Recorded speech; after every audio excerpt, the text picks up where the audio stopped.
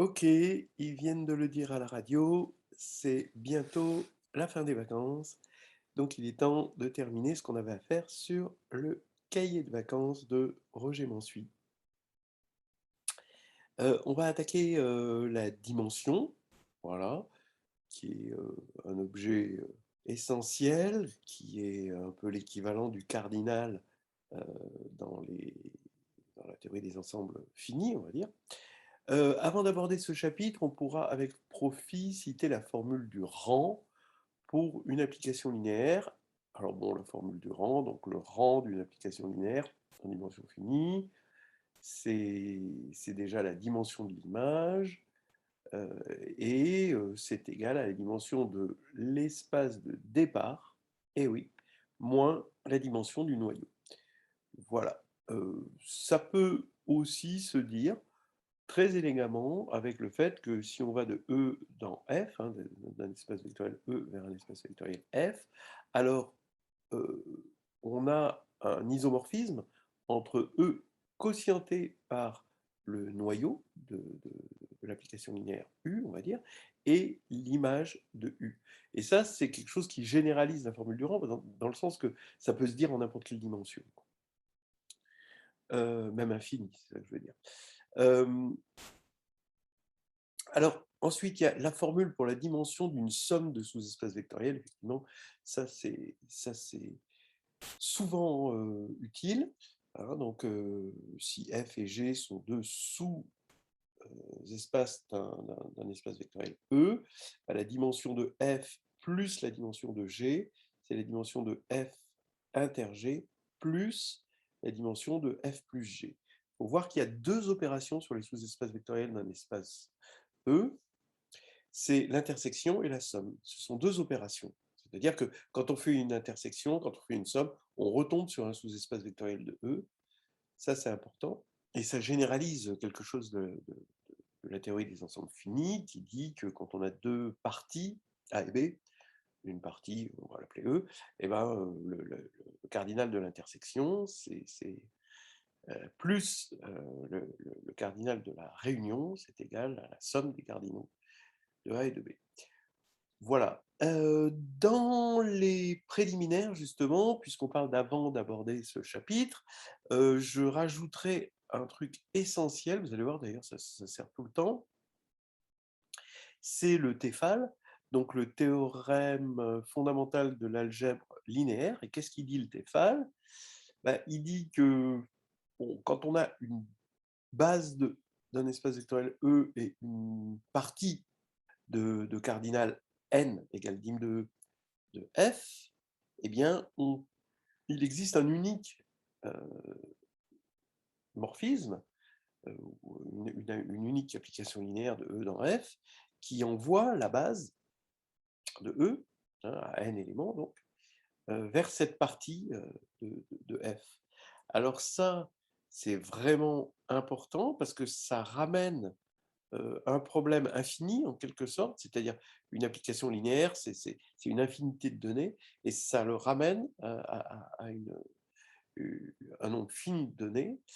C'est un théorème d'existence d'applications linéaires, et ça, quand on va voyager dans d'autres structures comme les groupes, les anneaux, les corps, etc., on va se rendre compte que ces théorèmes d'existence sont très rares, et donc il faut en profiter, hein. Les gens qui commencent par les espaces vectoriels dans les structures, c'est un peu comme commencer à faire de la plongée sous-marine aux Antilles, quoi.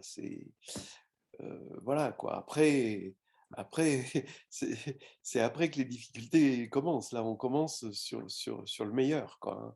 Là, on a ces théorèmes d'existence, et en fait, c'est lié à l'existence de base. C'est-à-dire que dans les autres structures, on a des familles génératrices toujours, mais quitte à prendre tous les éléments de l'objet qu'on considère. Mais par contre, on n'a pas de en général, hein, on n'a pas de partie libre, quoi. Et donc, il faut en profiter, tant qu'on est dans les espaces vectoriels, d'avoir des parties libres. Libres de quoi? Ben, libres justement d'être envoyées n'importe où par, par une application linéaire. Voilà une petite histoire. Et en plus, ce Tefal, donc ce théorème fondamental de l'algèbre linéaire, il se couple très très bien avec le théorème de la base incomplète. C'est-à-dire que même si on n'a qu'un seul élément, bon, et qu'on veut l'envoyer par une application linéaire, ça vaut le coup de le prolonger en une base et pour appliquer le Tefal. Donc ça, c'est quelque chose, bon, on va le voir très très rapidement, hein. Ok, donc je vous laisse regarder le vrai-faux. Voilà, voilà. Donc, bon, voilà, hein, vous pouvez y passer pas mal de temps. Maintenant, on va attaquer les réponses. Soit n strictement supérieur à 0, oui, l'espace des suites réelles n périodique, et est-ce qu'il est de dimension finie? Donc n périodique, ça veut dire que U indice K plus grand N est égal à U indice K, quel que soit K. Et donc, finalement, ça veut dire que U est entièrement déterminé par ces grands N premiers termes, ce qui veut dire qu'on a une application bijective qui a la suite UN, UK, je vais dire UK, associe les N premiers termes, voilà, qui sont dans R. Et cette application, elle est évidemment linéaire et bijective, donc c'est un isomorphisme. Et donc cet espace, qui est bien un espace évidemment, est isomorphe à R puissance n via l'application qui a U indice K, la suite U indice K, associe les n premiers termes qui sont des réels, donc on va bien dans R puissance n. Donc là, c'est vrai, c'est de dimension finie, et on peut se payer le luxe de dire que la dimension, c'est n. L'espace des fonctions c'est 0 de RR, périodique, et nul en 0 et de dimension finie. Bon, alors, nul en 0, bon, ouais, pourquoi pas, oui. Alors, c'est de dimension finie, ben non. Si vous connaissez un peu les fonctions trigonométriques, vous devez savoir que vous allez prendre les fonctions 1, sinus x, sinus 2x, sinus 3x, jusqu'à sinus nx. Eh bien, une fonction qui se décompose, qui se décomposerait dans cette famille-là, hein, donc la famille des fonctions sinus kx pour k allant de 0 à n, eh bien, ce sont des fonctions, des polynômes trigonométriques, et on sait, par exemple par la théorie de Fourier, qu'il y a unicité, donc quand il y a existence, alors il y a unicité de la décomposition dans ces fonctions. Ça veut dire que, et puis bon, les coefficients sont donnés par une certaine intégrale, donc il y a unicité, hein, c'est cette unicité qui est importante pour dire que cette famille de fonctions est libre, et on peut prendre n aussi grand qu'on veut, et c'est bien périodique, de période de pi, et c'est bien nul en 0, puisqu'on a pris des fonctions sinus, donc ce n'est pas de dimension finie, hein, un peu comme les polynômes, si vous voulez. C'est la notion de polynôme trigonométrique. De toute famille génératrice d'un espace de dimension finie, on peut extraire une base. Ben oui, en fait, c'est ce qu'on appelle le théorème de la base extraite. Donc ça, c'est vraiment un théorème. Alors, en dimension finie, ce qu'il y a de merveilleux, c'est une certaine dualité, j'en reparlerai, hein. La dualité, elle permet de renverser la vapeur, et en fait, il y a des théorèmes qui sont duaux entre eux, et le théorème de la base incomplète est le dual, en quelque sorte, du théorème de la base extraite. Tout vecteur d'un espace vectoriel de dimension finie peut être complété en une base, ben, c'est presque vrai. En fait, c'est toujours le théorème de la base incomplète, c'est que toute famille libre peut être complétée en une base en dimension finie, et toute famille libre, si on veut que ce soit juste une famille à un seul vecteur, eh ben, il faut que le vecteur soit libre tout seul. Mais tous les vecteurs ne sont pas libres. En fait, tous les vecteurs non nuls sont libres, et le vecteur nul n'est pas libre, évidemment. Donc là, c'est faux. Écrit comme ça, c'est faux, mais c'est vraiment presque vrai.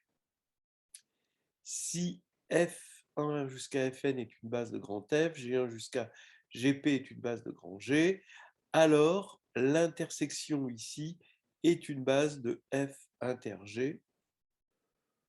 Ben, non, c'est une famille, on peut dire que c'est une famille libre de F inter G, ça oui, mais une base, certainement pas. Donc prenez pour F une droite vectorielle, et G un plan qui contient cette droite. Vous prenez donc un vecteur directeur ici de F, qui va former une base de la droite F. Et là, vous prenez deux vecteurs du plan, mais qui ne sont pas sur la droite. Par le théorème de la base incomplète, vous pouvez toujours trouver deux vecteurs qui forment une base de G sans que le vecteur soit sur aucun des vecteurs soit sur la droite. Et là, voilà, vous voyez que l'intersection, c'est vide. Donc le vide, entre parenthèses, c'est une partie libre. Voilà, c'est une convention pour Paquiste, mais voilà. Et ce n'est pas une base, puisque G contient F, le F inter G, c'est F. Voilà. Donc le vide n'est pas une base de F. En revanche, le vide est peut-être vu comme une base de l'espace nul. Donc là, c'est faux. Alors c'est bien, ça nous permet de voir que l'intersection, c'est pas... Il faut faire attention à l'intersection. Il faut encore plus faire attention à la réunion. La réunion, par contre, on aurait pu dire que la réunion des deux forme... Alors tout à l'heure, on avait dit que l'intersection des deux formait une partie libre de F inter G, mais la dualité nous fait dire, vous voyez, c'est cette magnifique dualité qui nous fait trouver toujours, dès qu'on a une proposition, on a une proposition bis, en quelque sorte, dans le monde des espaces vectoriels de dimension finie, et bien la dualité va nous faire dire que la réunion des deux bases va fournir une famille génératrice de F plus G. Voilà. Soit grand F, un sous-espace d'un espace vectoriel E de dimension finie, alors E égale F si et seulement si dim de E égale dim de F.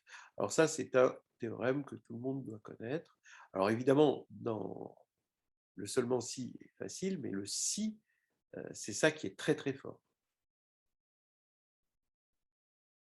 Ça veut dire que généralement, quand vous voulez montrer que deux espaces vectoriels sont égaux, et ça c'est très souvent, eh bien il suffit de montrer une inclusion, c'est à vous à repérer l'inclusion facile, et l'inclusion inverse, si elle est difficile, vous vous en sortez juste avec des dimensions, donc juste avec des nombres entiers, quoi. C'est quand même très fort. Si E et F sont deux espaces vectoriels de dimension finie, alors dim de L de EF est égal à dim de F puissance dim de E.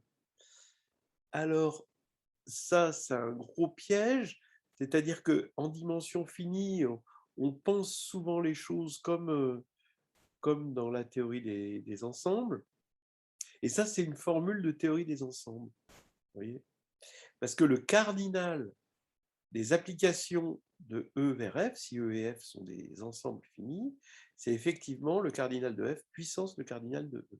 Et la dimension est là pour être une version puissance, en quelque sorte, du cardinal. Mais là, c'est faux. Là, c'est absolument faux. En fait, la vraie formule, si vous pensez les choses matriciellement, bon, à ce stade-là, on n'est pas arrivé au cours des matrices, mais bon, voilà, on va l'imager, le représenter par des matrices. Chaque application linéaire de E vers F, une fois que vous avez fixé une base de E, une base de F, va se représenter par des matrices, et ce sont des matrices dont les colonnes sont paramétrées par la base fixée de E, et les lignes paramétrées par la base fixée de F. Et donc, ça veut dire qu'on va avoir la dimension, donc parce qu'il faut bien voir que la dimension, c'est le nombre de données indépendantes, hein, qui vont déterminer un élément de cet espace, eh bien, ça va être donc dim de E fois dim de F. Encore une fois, je vais y aller avec mon dada, c'est-à-dire la dualité.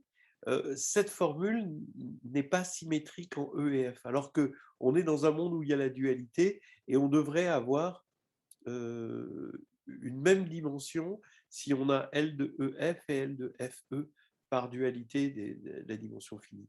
Et cette formule, ça doit sauter aux yeux que c'est pas symétrique. Donc ça, c'est faux.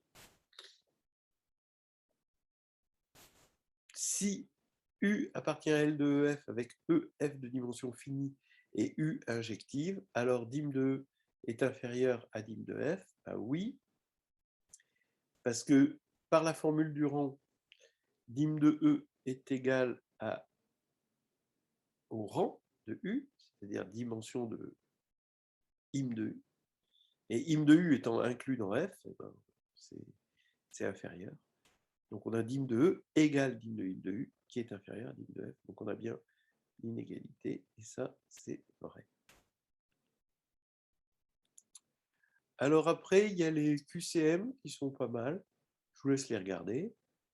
Alors, soit X un vecteur non nul de l'espace E de dimension n. Alors, la dimension de l'ensemble des U de X où U parcourt L de E. Donc ça, c'est bien un espace vectoriel, hein, ça vous pouvez le vérifier. Hein. Donc X est fixé, c'est U hein, qui varie. De toute façon, déjà, c'est U de X, comme U parcourt L de E, c'est U de X, ils appartiennent à E. Donc forcément, la dimension, hein, c'est inférieur à N. En fait, c'est N, parce que cet ensemble, c'est exactement E. Pourquoi? Parce que, justement, à cause du Tefal, avec l'aide aussi du théorème de la base incomplète, comme X est non nul, il se complète en une base, et on peut envoyer cette base sur ce que l'on veut. Voilà, n'importe quelle partie. Et donc, X peut être envoyé sur ce que l'on veut, à condition que ce soit dans E. Donc ça, c'est bien E, et on va avoir N. Donc cet exercice est important, et voilà, il ne dépend pas de X. Par contre, si X est nul, alors là, ça dépendrait de X. Si on n'avait pas dit vecteur non nul, alors là, ce serait D. Mais là, c'est la réponse A. Soit F, un sous-espace vectoriel de dimension P, de l'espace E de dimension N, la dimension de l'ensemble des U de L de E tel que U de F est inclus dans F, c'est... Alors là, je dirais la réponse B, parce que matriciellement, donc on va se fixer une base de E compatible avec F. C'est-à-dire, on va partir d'une base de F, on la complète, comme c'est une partie libre de E, on la complète en une base de E, et on va regarder matriciellement les U de L de E qui laissent fixe F, eh bien, matriciellement, ça va s'écrire comme des matrices, un ensemble de matrices, un espace même de matrices, triangulaires par bloc, avec, voilà, donc vous avez des zéros là. Donc ici, vous allez avoir le bloc carré qui correspond à, on va dire, la restriction ou l'induit de U sur F. Et donc là, ça va être de dimension P2. Mais après, vous avez toute la partie sur, qui va décrire en quelque sorte la restriction au supplémentaire de F qui est déterminée par ce choix de base. Et donc là, vous allez avoir n lignes et n-p colonnes, donc n facteur de n-p. Et bon, si vous avez compris que la dimension, c'était le nombre d'éléments indépendants significatifs qui vont nous déterminer entièrement ces U-là, eh bien, vous voyez que la bonne réponse, c'est P2 plus n-p.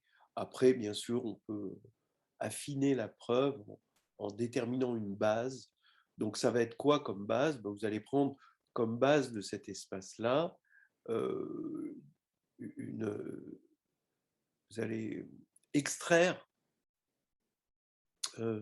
une base des matrices élémentaires, c'est-à-dire où il y a juste un 1 et que des zéros, mais qui vérifie la propriété qu'on avait dit de triangularité par bloc. Voilà. Donc, c'est la réponse B. Alors, ça voudrait dire, ceux qui ont répondu A, bah, matriciellement, ça veut dire qu'ils confondent U dans L2 avec l'induit de U sur F. Ils n'ont pas vu qu'il y avait beaucoup d'autres paramètres, de tous ces paramètres-là. La réponse C, bah, c'est plutôt de penser que si F est stable par U, alors le supplémentaire qui est donné par ce choix de base est aussi stable par U. Ben non, parce que ça ferait deux blocs diagonaux. Vous voyez, c'est triangulaire par bloc, le petit b, et c'est ça la bonne réponse, alors que là, c'est diagonal par bloc.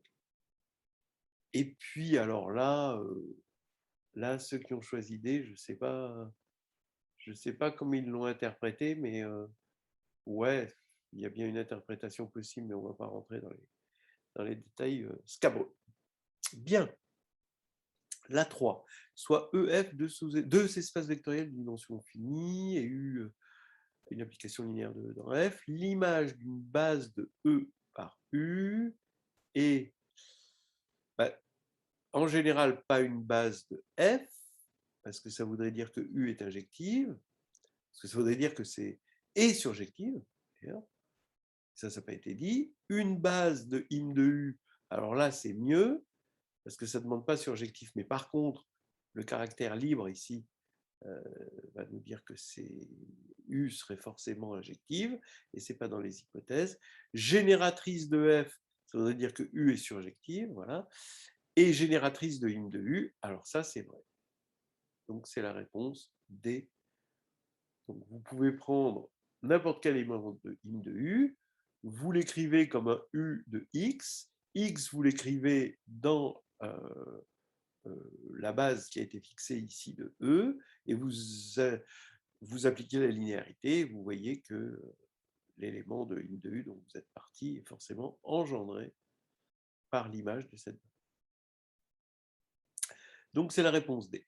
Soit EF deux espaces vectoriels de dimension finie et U de L de EF tel que l'image d'une base de E par U est libre. L'énoncé n'est pas super précis, mais en fait, il l'est. C'est-à-dire, est-ce que c'est l'image de toute base, l'image d'une base donnée, d'une base, voilà, ou d'une base fixée? C'est bien. Mais en fait, il se trouve que c'est la même chose, mais par un théorème. Alors, on va supposer que c'est une base donnée, d'accord? On a une base, et l'image de cette base-là, par U est libre. Alors, bah, c'est facile de montrer que U est injective. Voilà, on écrit U de X égale 0, et puis on développe X dans cette base qui a été fixée. Vous voyez, c'est beaucoup plus fort d'avoir fixé une base que de dire pour toute base. En fait, bon, pour cette base fixée, et puis après, on utilise la linéarité de U et le fait que c'est libre, voilà, et on voit bien qu'on a l'injective. Surjective, ben non. Ça, c'est complètement absurde, parce que ker de U et F n'habitent pas au même endroit, quoi. L'intersection ne veut rien dire.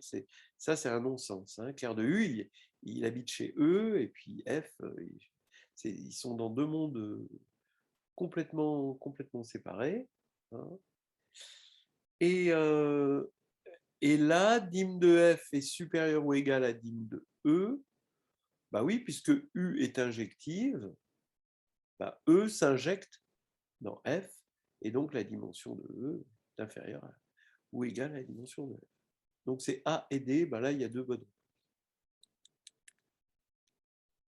Soit EF deux espaces vectoriels de dimension finie, tels que dim de E est strictement supérieur à dim de F.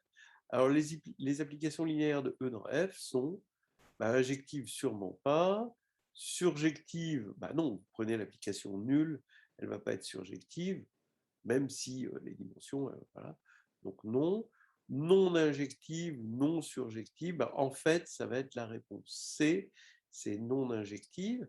Pourquoi? Parce que comme la dimension de im de U, c'est-à-dire le rang de U, est inférieure à la dimension de F, puisque U n'est inclus dans F, eh bien, la formule du rang va nous dire que la dimension du noyau est forcément strictement plus grande que 0. Voilà. Donc, c'est non injectif. C'est la petite c. Alors, maintenant, regardez un petit peu les exercices de révision. Alors, regardez les 3 premiers. Alors ici, je fais la correction d'exercice 1, là. Bon, alors ici, on prend P non nul, un polynôme de degré inférieur ou égal à n. Il faut montrer que l'ensemble Fp des polynômes de Rn de x multiple de P est un sous-espace vectoriel de Rn de x. Bon, là, je ne le fais pas, mais bon, c'est évident que c'est non vide, que 0 il y est, hein, puisqu'il est multiple de P. Donc, il y a le polynôme nul, et puis c'est stable par addition, parce qu'on peut mettre en facteur P, et puis c'est stable par multiplication par un scalaire, donc là, ça ne pose pas de problème. En déduire la dimension de Fp en fonction du degré de P. Alors, le en déduire est un peu abusé, disons qu'on ne peut pas...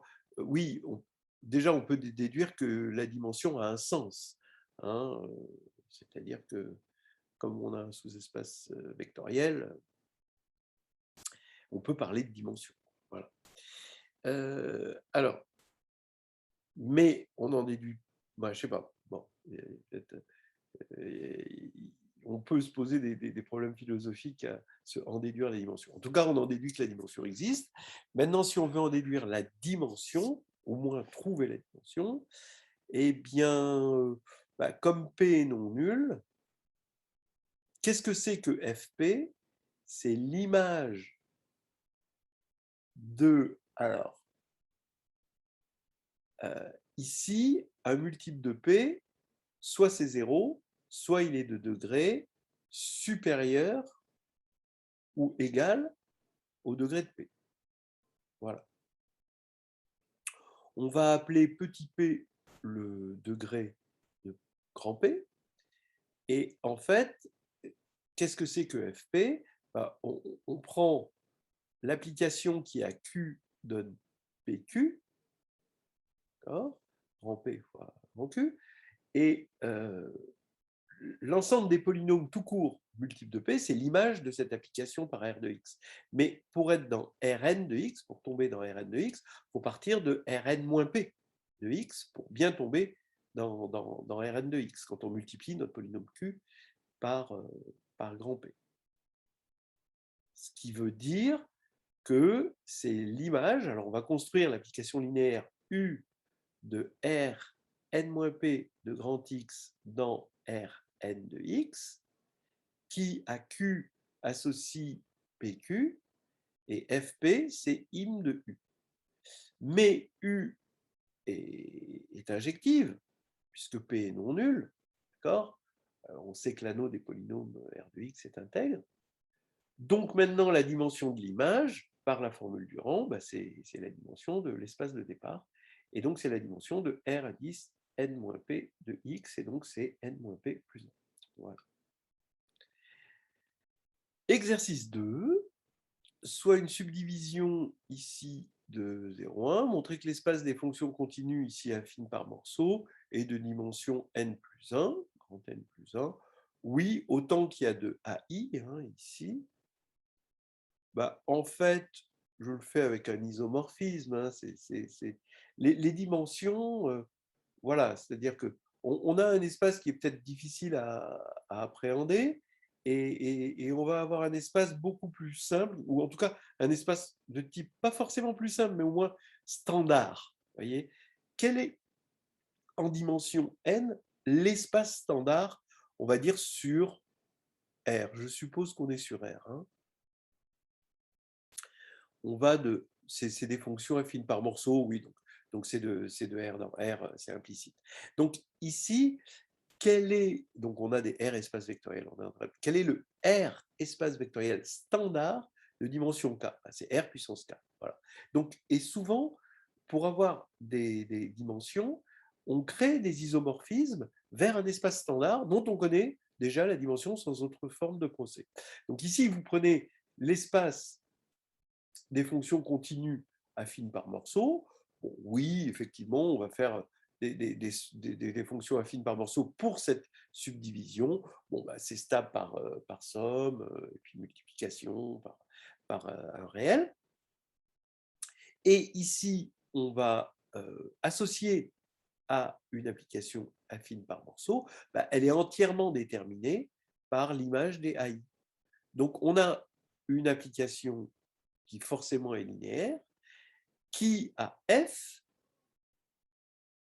qui appartient à cet espace dont on cherche la dimension, associe le n plus 1 uplet des f de AI, i allant de 0 à grand N. Voilà. Et ça, c'est évidemment linéaire. Ensuite, bah, injectif.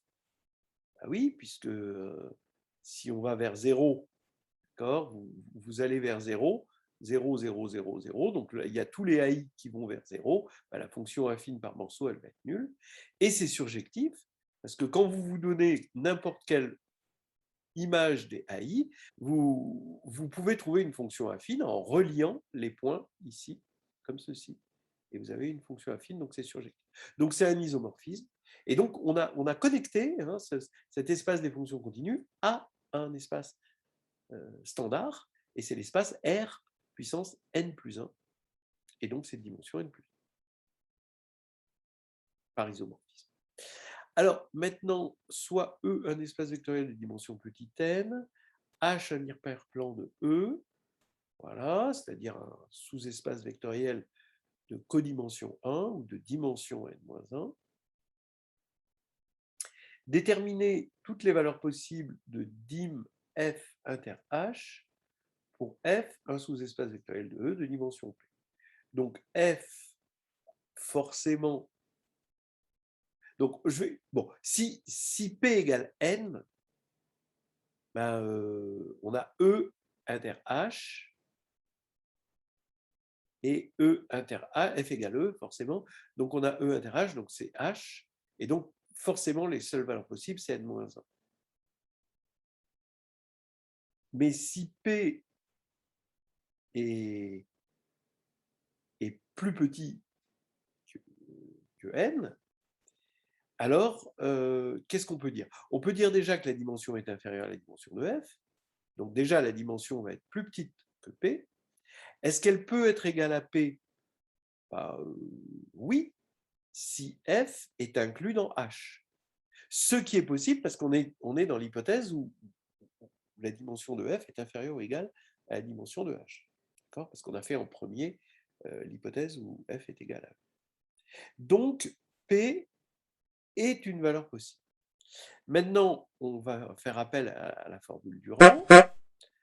Comme f plus h est inclus dans E, f plus h est de dimension inférieure ou égale à n. Et donc, la dimension de f inter h va être supérieure ou égale à dim de f plus dim de h moins dim de n. Donc ici, alors ça sert très souvent, ce mélange des deux, de la formule de Grassmann, plus une inclusion évidente. Ça va faire que cette dimension de l'intersection est supérieure ou égale à P plus n-1 moins n.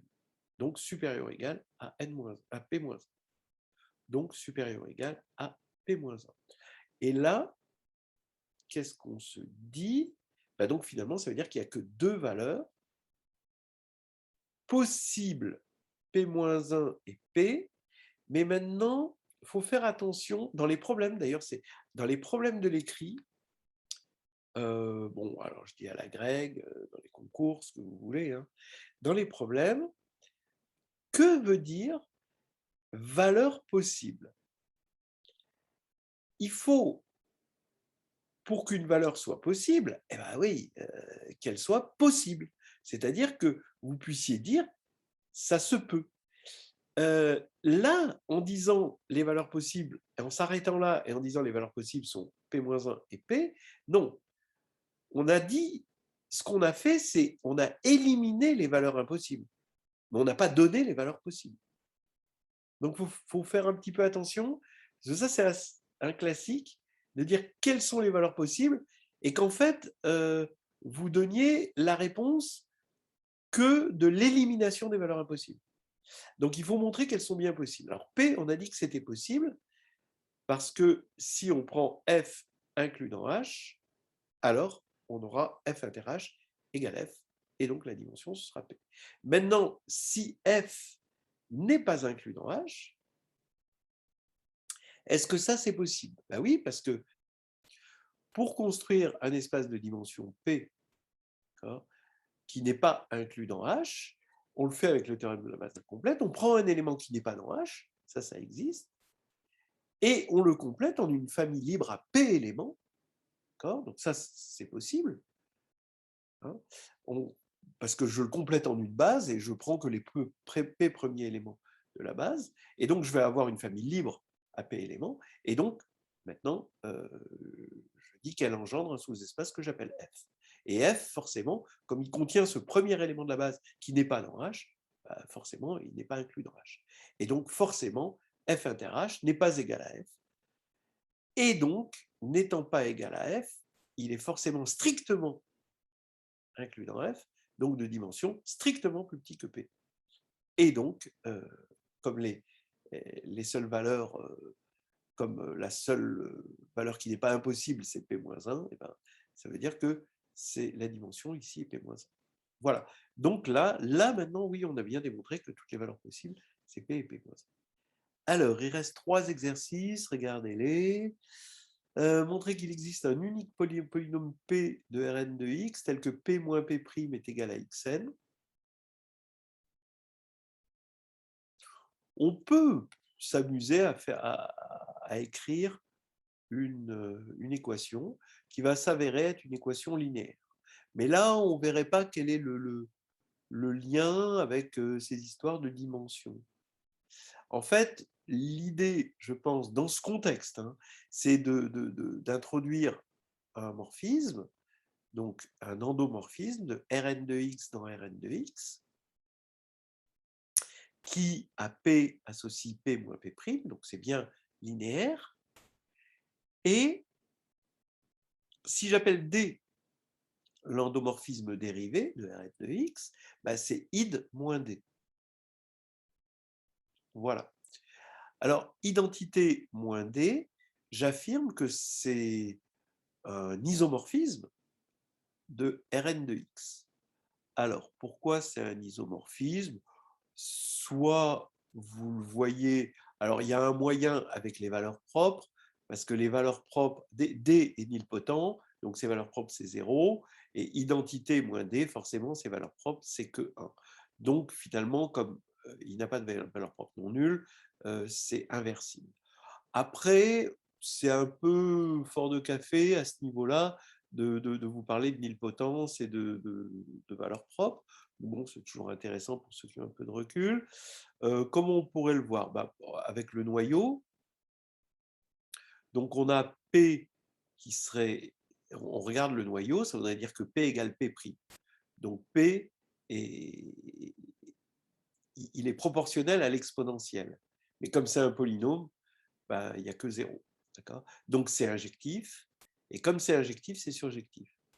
Et c'est là c'est là que l'exercice devient intéressant, c'est que en dimension finie, pour des endomorphismes, attention, pas pour des applications linéaires, ça c'est l'erreur classique, pour des endomorphismes, injectif implique surjectif. Et comme c'est surjectif, n'importe quel élément de Rn de x va être atteint, en particulier Xn. Donc vous voyez que les systèmes linéaires sont liés à toute cette théorie. exercice. Soit E, un espace vectoriel de dimension finie, et FG, deux sous-espaces vectoriels de E. Déterminer une condition nécessaire et suffisante pour qu'il existe U dans GL de E tel que U de F égale G. Bon, comme on est dans la dimension, évidemment, la condition va porter sur la dimension, et ça va être que F est de même dimension que G. Dim de F égale dim de G. Donc, si U de F est égal à G, ben, évidemment, dim de U de F est égal à dim de G, mais dim de U de F, c'est dim de F moins dim de ker de U, d'après la formule du rang, mais U est dans GL2, donc ker de U c'est 0, donc dim de F est bien égal à dim de G. Maintenant, si réciproquement dim de F égale à dim de G, alors qu'est-ce qui va se passer? Vous avez le théorème de la base incomplète, vous prenez une base de F, vous la complétez en une base de E, vous prenez une base de G, vous la complétez en une base de E, donc vous avez une base, on va dire petit f, et une base petit g, et vous appliquez le Tefal, d'accord, qui va vous donner, comme vous envoyez une base sur une base, ben, ça va bien vous donner un élément de GL2. Et comme ça vous donne un élément de GL2, maintenant vous avez un élément de GL2. Est-ce qu'il vous envoie F sur G? Ben oui, parce qu'il vous envoie les premiers éléments de la base qu'on a appelé petit f vers les premiers éléments de la base qu'on a appelé petit g. Et donc, comme dim de f égale dim de g, bah, il va vous envoyer la base de f dont on était parti vers la base de g dont on était parti aussi. Et donc, on a bien cette égalité. Donc, on a une condition nécessaire et suffisante. Le dernier, soit E, un espace vectoriel de dimension finie U de GL de E, et V appartenant à L de E, montrer que rang de U rond V égale rang de V. Alors, on fait ça généralement avec une double inégalité. Ce qui est évident, c'est que c'est inférieur ou égal, d'accord? Parce que quand on applique un endomorphisme, finalement, on ne fait que diminuer. C'est exactement l'idée de la formule du rang. Maintenant, U, il appartient à GL de E. Donc, quand c'est ce qu'on a l'égalité, bah, voilà. Alors, l'idée, c'est de faire quoi? C'est de partir de la restriction de U à im de V. Elle va de où vers où? Donc, forcément, elle va de im de V dans E. Et son rang à cette restriction, bah, vous vérifiez facilement que c'est rang de U rond V, et son espace de départ, bah, c'est im de V qui est de dimension rang de V.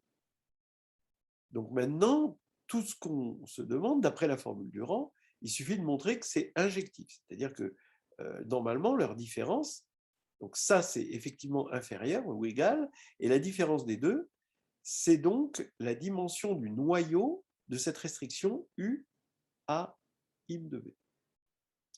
Mais comme U est injective, bah, toutes ces restrictions sont aussi injectives, forcément, et donc cette restriction, donc ker de U restreint à im de V, c'est 0, ce qui va faire qu'on a égalité ici par la formule du rang, et on repart en vacances.